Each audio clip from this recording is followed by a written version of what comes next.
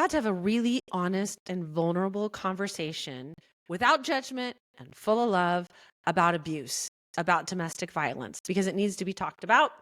And we've both personally experienced this at Brave Single Moms. Now, here's the deal. I'm going to give you a trigger warning. So we're going to go there. If you're not ready to go there, this podcast isn't for you. But if you're ready to have an honest conversation and find mutual friends that understand you and support you, then please continue. I'm so glad you're here for Brave Single Moms. Yeah, this is a topic that hits really close to home for me. It's and I know for you too. Yep. And I think for a lot of our listeners, and I know you and I have talked about, diving deep in this for our listeners and with our listeners, because I know we're not alone. Even if it's not something you've ever experienced, and in our case, we both have, we all know somebody who has.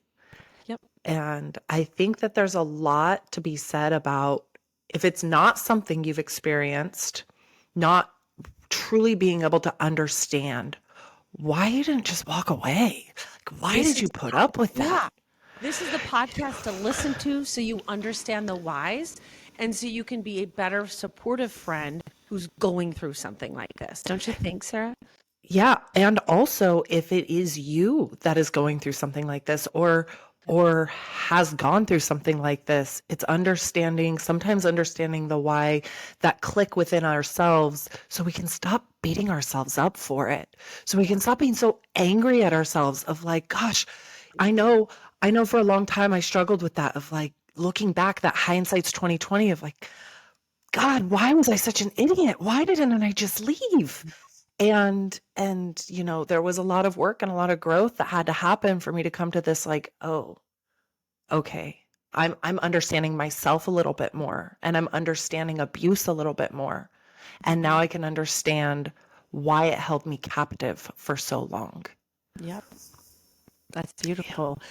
So we got to go into it. We got to start. So I know that Sarah has something that she wants to read. You want to start with that? What do you think? Yeah, I think so. And I think it opens up a lot of conversation, just in doing that. So I'll tell you how it came. I'll tell you how it came to be. Post-divorce, post all of it, through my growth and my own personal reflection, I had a dream.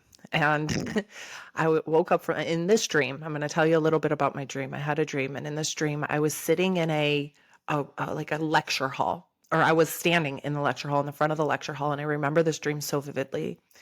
And in the lecture hall was filled with women.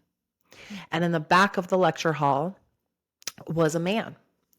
And he just kept looking at me with this smile. And I was standing in front of this lecture hall so confused as to what I was supposed to be doing. Like, I don't know what I'm supposed to say up here. I don't know what I'm supposed to do up here. And he looked at me and he said, "You need to tell them." And I said, "Tell them what?" He goes, "You need to tell them so that you can tell yourself. They need to know." And I said, "No, what?" And then he looked at me and he said, "They need to know why you stayed." And I might get a little emotional. In that dream, which I remember so, so vividly, he said that to me, and words just came pouring out of my mouth, and I just started talking. And I woke up with just so much emotion, my body viscerally reacting to this explanation. And I could just hear myself speaking still. And I grabbed my journal 2:00 in the morning and I just started writing it down. And this is what I wrote. Okay. Why did you stay? Why did you agree to so much? Abuse is no easy subject. It's not easy to explain how it starts, why you stay, or how you justify it. I have no real answers that can truly shed light on this horrific topic. All I have is my own experience. All I really know is when you're in it, when you're living every moment of every day, wondering when, not if, the next episode of horror will happen. You become so paralyzed with fear, anxiety, anticipation, and overwhelm that you create a prison for yourself inside your own mind. Your partner becomes your abuser, and then you unknowingly allow him to become your captor. Before this becomes your life, you want to believe that you would never be the kind of woman who would allow for it. You want to believe that you are stronger than those battered wives you hear about. You want to believe that all it would take is him putting his hands on you one time and you would leave forever. Strength and courage are so much easier to come by when it's hypothetical. The truth is, you are that strong woman you thought you were. She is you. Staying through the abuse does not demerit your strength or make you unworthy of love and support, although your own shame will try and convince you otherwise. And it does not define what you deserve from any partnership now or in the future. Should you have left him the first time it happened? The second, third, or fourth time? Yeah, probably. But when it starts, it's so surprising, it just leaves you in shock. You can see how things got out of hand and how the man you share your life with and your children with is so damn sorry that you simply cannot believe it'll happen again. It's just one time, right? Forgiveness feels like the best and right thing to do. So you forgive. But after a while, it's not that surprising anymore. But he is still so sorry. He says he'll get help.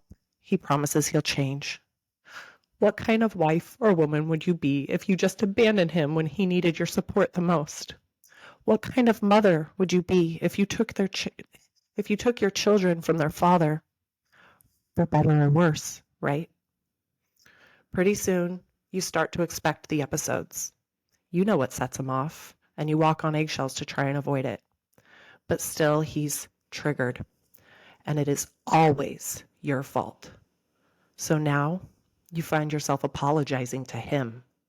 You know what makes him mad. If you could just stop upsetting him all the time, none of this would be happening, right?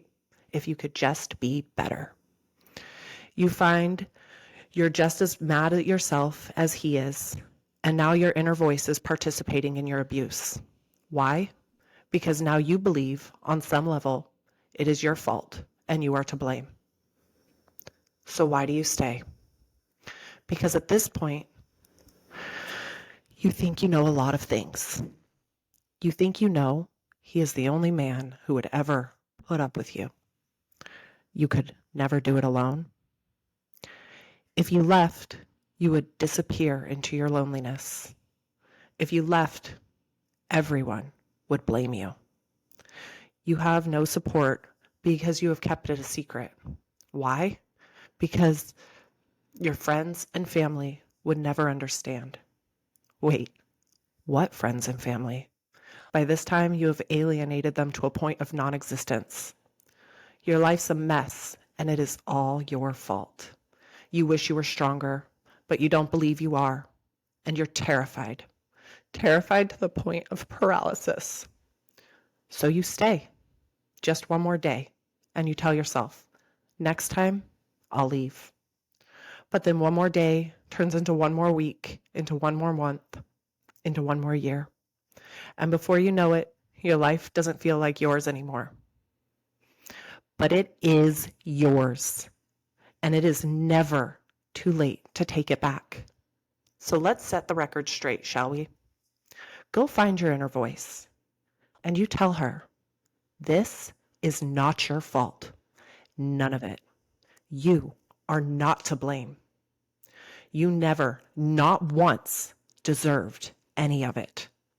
He is never going to change, ever. Repeat that back to yourself. He is not going to change, ever. Not even with all the help in the world. You will be able to do it alone. You are worthy of a love that will honor you, and you will have it. But first, you have to love yourself enough to stop blaming yourself. Love yourself enough to trust the strength that is within you. This does not define you. You are supported. You are seen. You are not alone. Are you afraid? Honey, of course you are. Do it anyway, because on the other side of that fear, your life is waiting for you. You're in hell right now. And baby girl, you don't deserve to be there. But only you have the power to end it. He will never change. You did nothing wrong. You are loved. You are strong. You can do this. And that, You're reading my mind of that woman, Sarah. That was absolutely incredible. It was like the most private journal entry, and just the fact that you shared that, I think that's exactly what goes on in the mind of an abused woman. And even, can I say, like, it even triggered the post-abusive woman, if that's a thing, yeah, that it's still, I still have thoughts that it's all my fault. And even as we're co-parenting, and there's still this desire for some kind of an apology, or there's this desire for some kind of an admission, and then the continued insults, even though I'm still not married to this person, yeah, continue, and just verbal jabs that then open up the wound of the woman that was more than verbal jabs, was physical jabs and all the other things that were happening. psychological jabs and mental jabs and emotional jabs. Financial limit, all of those things. Um, It's the what I've learned through my own healing journey, and my divorce was 10 years ago. I wrote that about 4 years in, okay. maybe 5, 4 or 5 years in. Those first 4 or 5 years, it's like trying to come up for water, or trying to come up from air when you're so deep in the water, but you've been swimming and swimming, and it just doesn't seem like the surface is getting any closer, and it feels like you're not making any progress. And then one day something happens and you reach the surface and you can breathe. Yeah. That doesn't mean you've hit land yet. It doesn't mean you're on a boat yet. Mm. It doesn't mean there's not still work to be done, but you are not underwater anymore. And I feel like that took me 4 or 5 years of, and would it have been faster? Would it have taken less time if I had an outlet for support? Somebody that I could talk to, Yeah. somebody that I could be vulnerable with. I think so. Uh, it was, I had alienated myself for so long. And then when I left that relationship, I looked around and I didn't have any deep connections. I didn't have deep friendships. I wasn't close with my family. So while I don't think there's anybody out there that if somebody says, "Hey, I was abused and I would really like to talk about it," I don't think anybody's going to be like, "Yeah, maybe not me." I think, most people want to be there for each other. Even just an acquaintance does. I can't think of a single person in this world that if they came to me and said that, I wouldn't be an open ear, no matter how deep the connection is. But my abused self convinced myself that any of my trauma, any of my pain, any of my stuff, my mess was just a burden on them. Nobody wanted to hear it. God, I It know. didn't matter. It was on me to figure it out. And I owned that for so long. And then, in a previous episode, we talk about the importance of community and friendships. And so I talk about how I really started fostering deep connections and made this decision that I wasn't going to do it alone. And that was 4 or 5 years down the line. And it was within these deep connections that, I was able to start talking through some of this stuff. And having people listen to me with love started disproving a lot of the crap that I Right. put in my head. I was like, "Oh, wait, that's not real. I'm not unworthy. Oh, wait, I am lovable. Oh, wait, you do like to hang out with me. Oh, wait, Right. everything's not my fault." And then it started unraveling. Yeah. How do you think? I think a lot of those feelings were very valid and not Yeah. invalid. I want to, because unfortunately we live in a society where people don't believe the abusers, and the court system doesn't believe it. And you always have to find ways to prove it, and you can't because you never called the authorities. Yeah. Because you didn't tell anybody because you had such shame and embarrassment. And that's what I've experienced. So I want to validate that part. But what can we do if we were to go back to ourselves that were either in the abusive, let's go back twice. The woman that's in the abusive relationship and trapped. And then I also want to talk to the woman who's just out of it and how we can fast track healing. How can you get through this by kind of what we've learned in the process? I think the first thing I would say is to please tell someone. And if that person doesn't believe you, tell someone else. And if that person doesn't believe you, tell someone else. I believe you, I'm going I to say, believe you. because I know what it takes. And this is what I've said to people who I've heard them question a woman when she says she's been abused. I say, do you have any idea how much it took her to say that?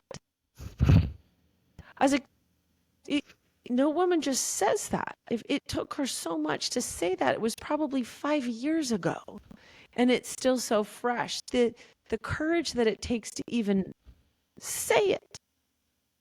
So please, you will, and please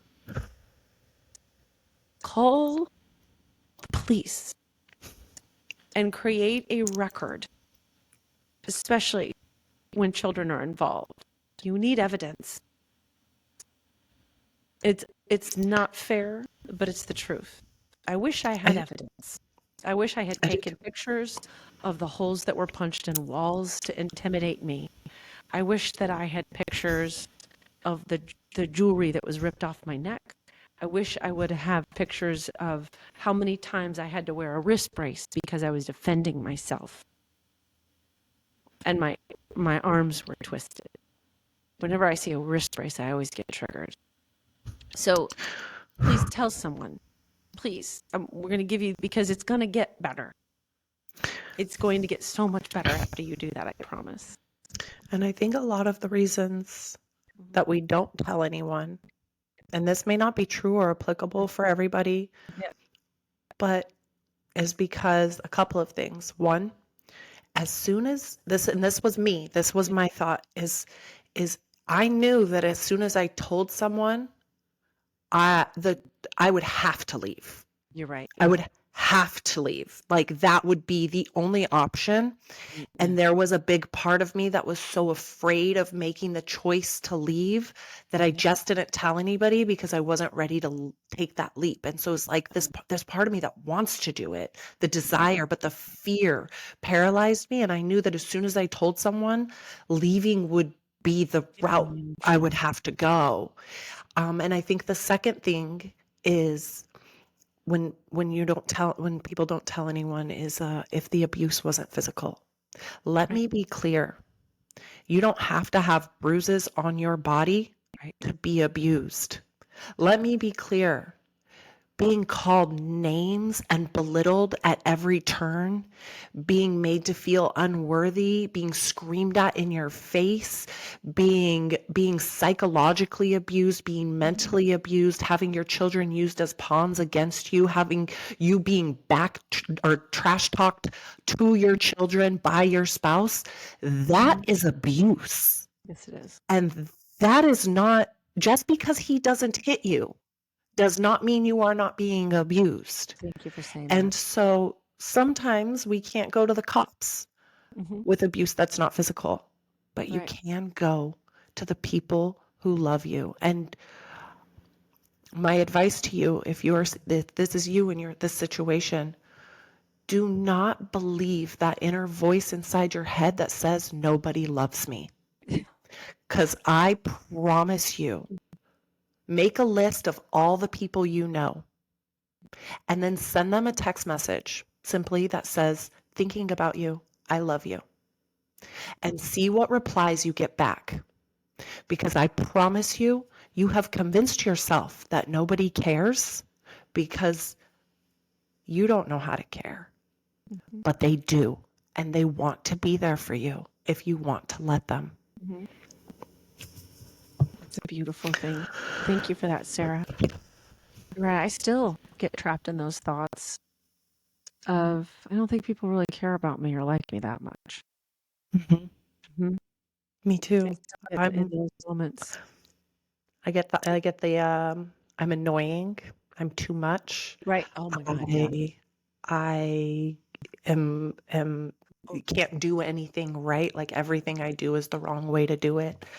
And I'll still, those still the shadows are there, ladies. The echoes are there and they come Yeah. back.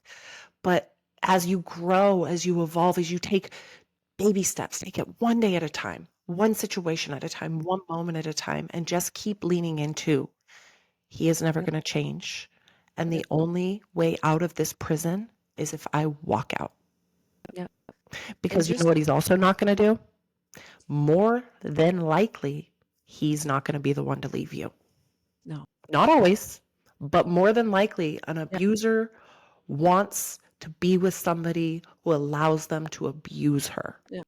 He's Until not they going to find leave you somebody else. And until they find somebody else. mine left, and because he found somebody else Yep, to do that exactly. too. Um, I think if you can start, if you're in that state, if you can, you're like, I'm not ready to tell someone. Get ready to plan your exit. Just start Mm, thinking about it. I used to drive and be like, I'd rent that apartment. I'd go get that place. I actually yeah. started a secret account. My own account wasn't really secret. It was just I started my own account. You have the right to do that as a grown adult. Yeah. And put my own money in there.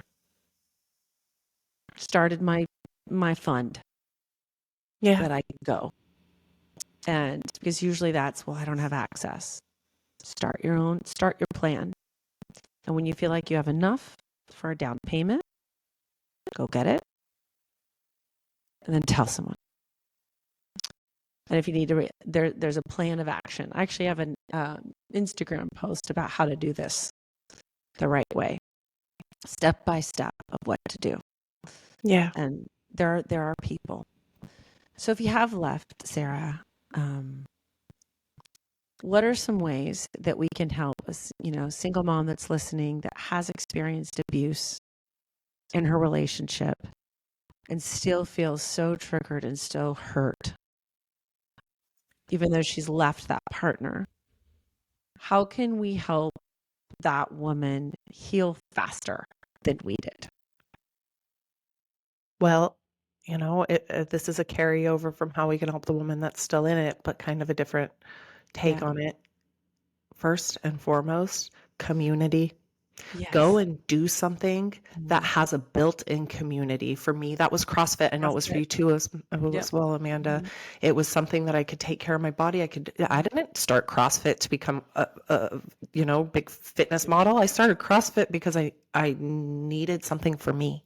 Yeah. And then now, you know me, Uh, it's fitness is very much my life, but that's not why I started. mhm. And I did it for the community. But there are a lot of things, if CrossFit isn't your thing, there are a lot of things with built-in community. Martial arts is incredibly empowering, especially if you are a victim of abuse. I started jujitsu 4 years ago, and it made me feel very safe in this world. And there is an incredible community within the martial arts Yeah. niche.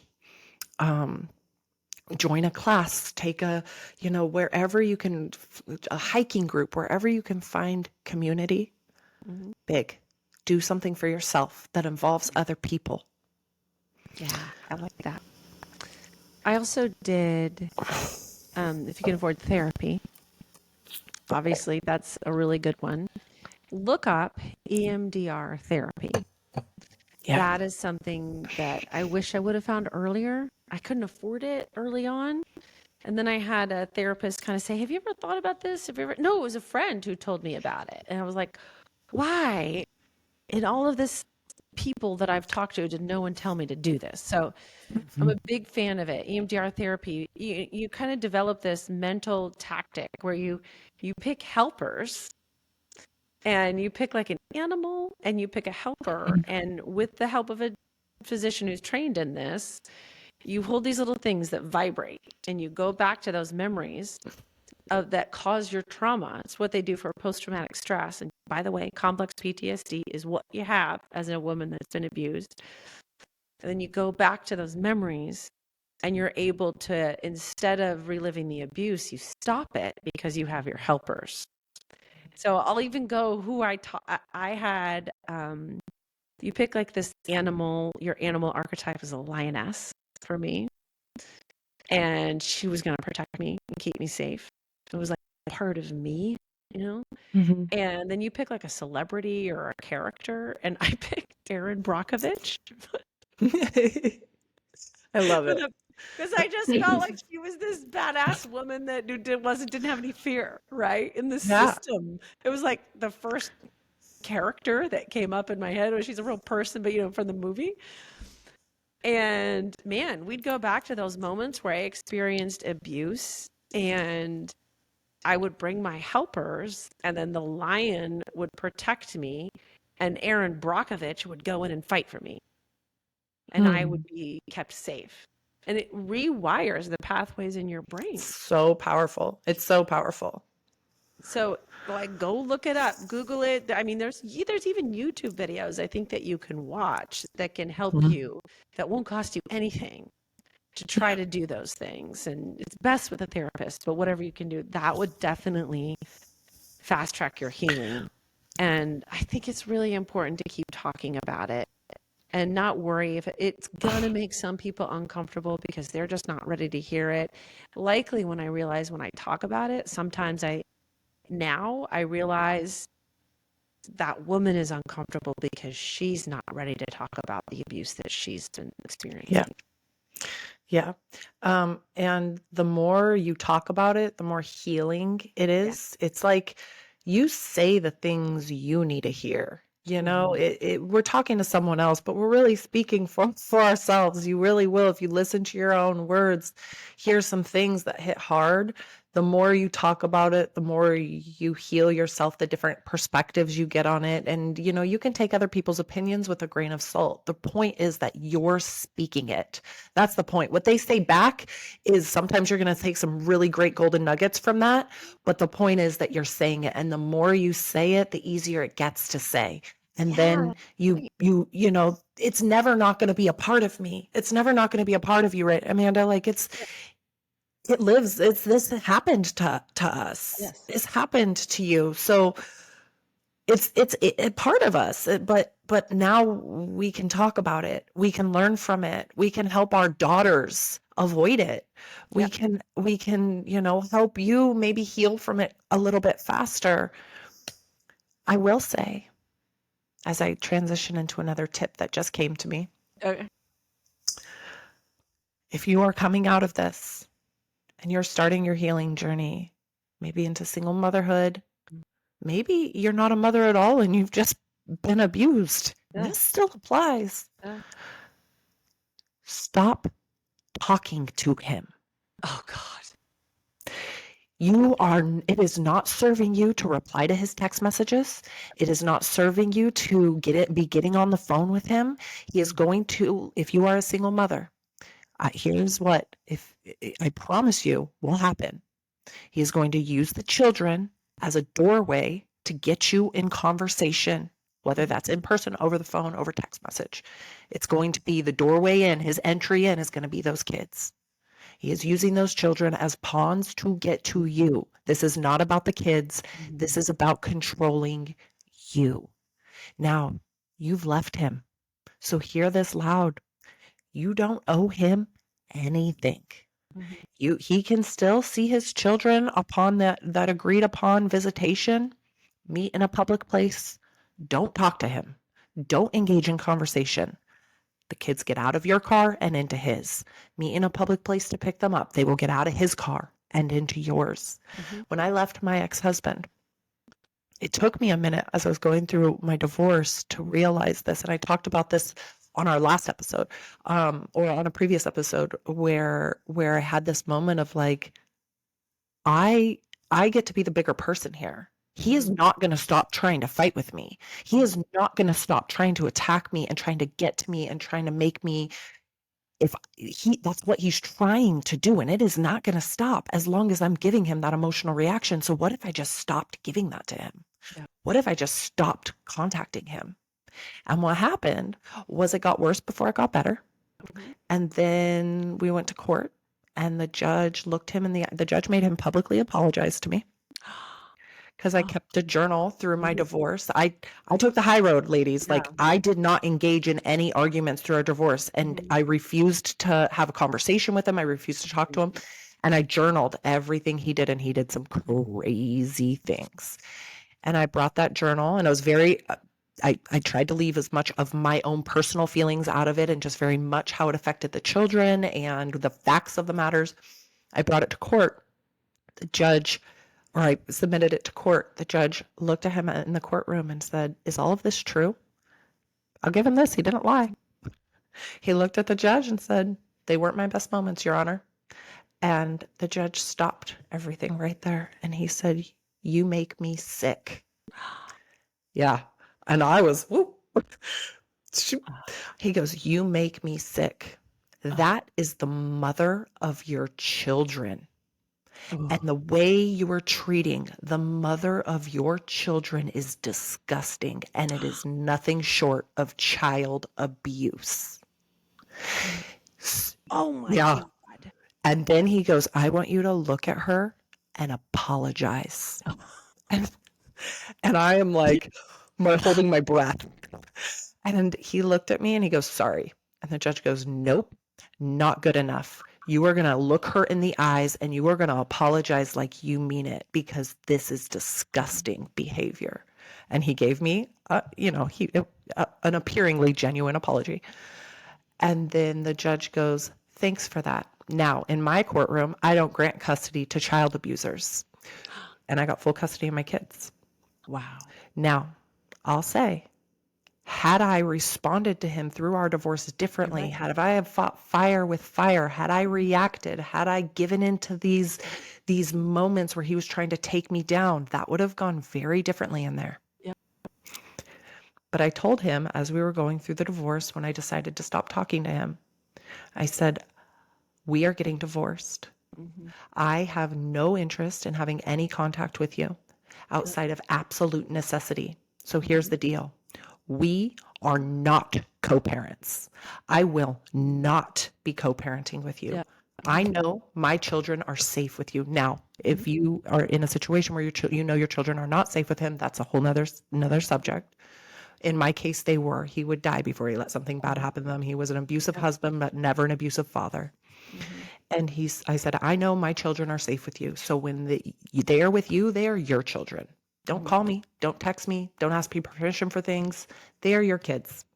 And when they're with me, they're mine. We will Mhm. not be talking about how we're going to approach certain situations. We'll not Yep. be going to the same school events. I am not your co-parent. Mhm. We share the same children, and that is it." Mhm. And it has been that way for 11 years. I'm jealous. I mean, there's a term called parallel parenting, which I think is very healthy. I think even I saw a divorce expert on Instagram talking about this. She's got like 200,000 followers and and I challenged her about it because she was talking about how you have to give up, and she's been hit by people who are saying, you can't always co-parent. You can't always co-parent. And she's like, you've got to put the past behind. And I was like, not with someone that refuses to acknowledge the abuse or someone that refuses to change. No, no, no. And you have every right to not constantly trigger yourself by your abuser. Yeah. So I think there's way too much pressure put on people to have to co-parent with their abuser. So I really am a fan of parallel parenting, which As means am I. you do your thing and if there's it's business only basically. If it's something with education, a child's safety, then okay, you might have to communicate about something. But in general, this is not a teamwork issue It can't where it's be. It abuse. can't be. Yeah. It can't be.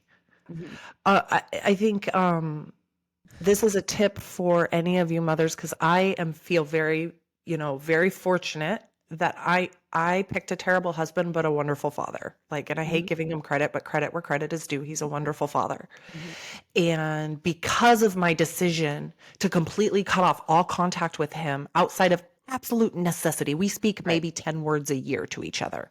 Wow, that's wonderful. Um, yeah, and it's always in writing. It's never, I Yep. can't even remember the last time I had a Mhm. verbal conversation with Yep. him.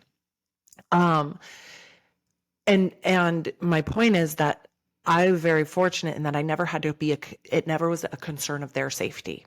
I Yes. was never concerned by their safety. Now, if you are a mother who has leaving an abusive relationship and you are concerned for the safety of your children, genuinely concerned for the safety of your children, it is more important than ever that while you are leaving that relationship, you choose to not react, you choose to Oh my not engage, you choose to, no matter what crazy things he does, ladies, he's gonna do some crazy things. And God. the more you don't engage, the crazier he's gonna get Yep. because his The worse goal he is to looks and the get, more proof you have. Mhm. yes, the goal is to get a reaction out of you.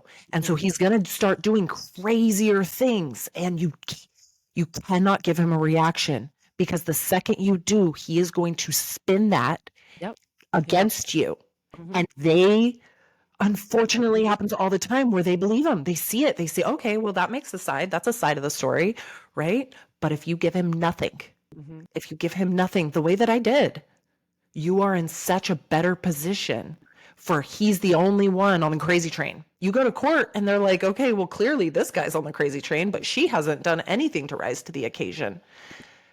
And I you are in haven't a always better been good position to at keep that, your children safe. and you may not always have been good at that, but just start now. Okay? Mhm. And give yourself like, "Okay, I just learned that. Start now." Mhm. Um, my therapist had to kinda put me in check because I wasn't very good at that at first, and because I was mad, and it's okay to Yeah. be angry about something that was terrible, by the way. Don't feel bad about that. Yeah. Um, but she goes, "I need you to start choosing dignity." And I wrote those 2 things Mm. down, and I think about that all the time. Choose dignity. I've heard you say it. Even if there's a very undignified situation, just kind of memorize that phrase. Choose dignity, choose dignity, choose dignity, choose dignity, instead of firing back text. Um, we talk about this all the time in this podcast. Thumbs up works real well. Just the Yeah. thumbs up emoji works real well. Um, or just ignoring it or turning it off or giving your phone to somebody else for a while until you go on a walk, but to always act in a dignified manner. Yeah, because remember, you don't owe him anything. You don't owe him a response. You don't owe him No. any kind of response. You don't have to reply. You don't Mhm. have to say anything. You don't have to pick up that phone. We're choosing to because we're mad and we're trying to take our power back. Yep. The most powerful thing you can do is remove his power over you. No. There you go. I feel like I'm getting stronger. I'm just Yeah, talking. I'm definitely getting stronger talking about it. And go lift some heavy weights and drop them. That always really helps Yes, me. me too. Go lift some weights. Um, And if you need to talk about it and you do feel like you don't know where to go to talk about it, Amanda and I are here. you're here. And we don't say that lightly. We don't say that half-heartedly. Mm-mm. You can send me a message Yeah. or we have a phone line On as well. We'll put it in all the in the show show notes. notes. Yeah. You can call us. Yep. We will talk Yes, we to will. you if Mhm. you need to talk or Mhm. want to talk or feel scared to talk. Yeah. I added something new. It's a Calendly invite. It's just a little link that you can schedule time. Mhm. Beautiful. Yeah. And it's really easy for everybody because you deserve to have somebody to believe in you. Again, I feel like I need to say, I believe you.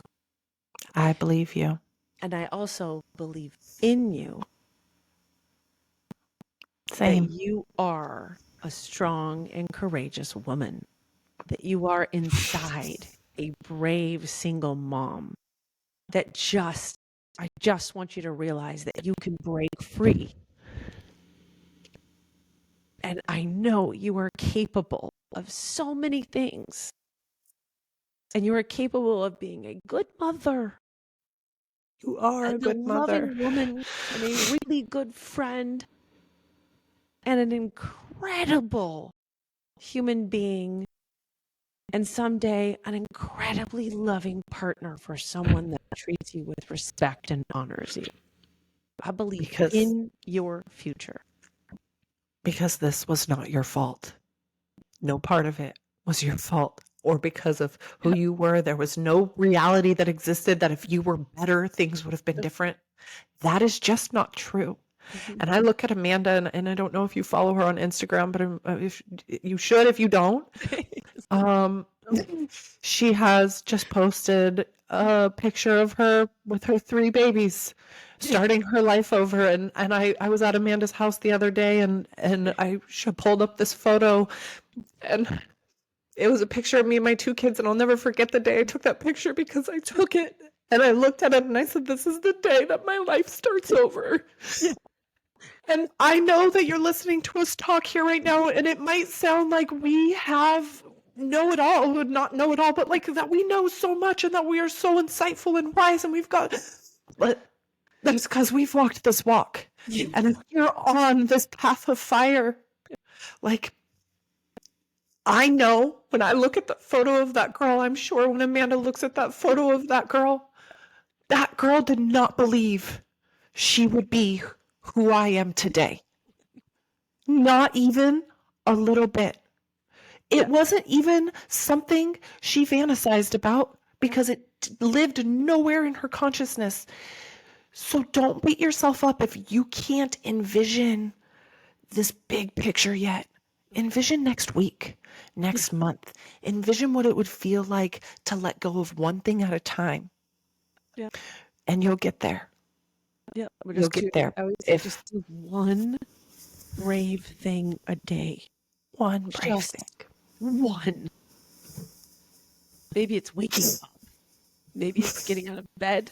Maybe it's taking the kids on a wagon ride around the neighborhood. That was my first brave thing. I went from a wagon ride around the neighborhood in DC to moving across the country with 3 little kids and a dream job. And I actually bought my own home, which sounds insane if I were to tell that to that woman. So Yeah. just do one brave thing a day. Oh, we love you so much. I hope you know Love that you this so is why much. we have dedicated all this time to you. By the way, I also put everything up on YouTube. You can watch these on YouTube. I don't even think I told you, Sarah. We've got a You YouTube didn't. I was actually going to ask you that today. We've got a YouTube channel now. Amazing. Just search Brave Single Moms on YouTube, and I'll put all the links in the bio.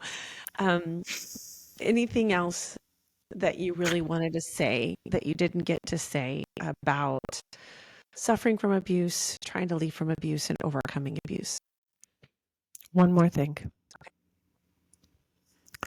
If you won't do it for yourself, do it for those babies. Yeah. Because they deserve to see their mom happy. They deserve to see her healthy. They deserve to see her whole and not broken, beaten, and battered, not defeated. When you stay, you are teaching your son what it is okay to do to a woman. And you are teaching your daughter what is okay to accept from a man. And as much as we want to teach them the exact opposite, don't stay for your kids because you think leaving is going to put them in a broken home. Leave for your kids, knowing that's the only way to make their home whole.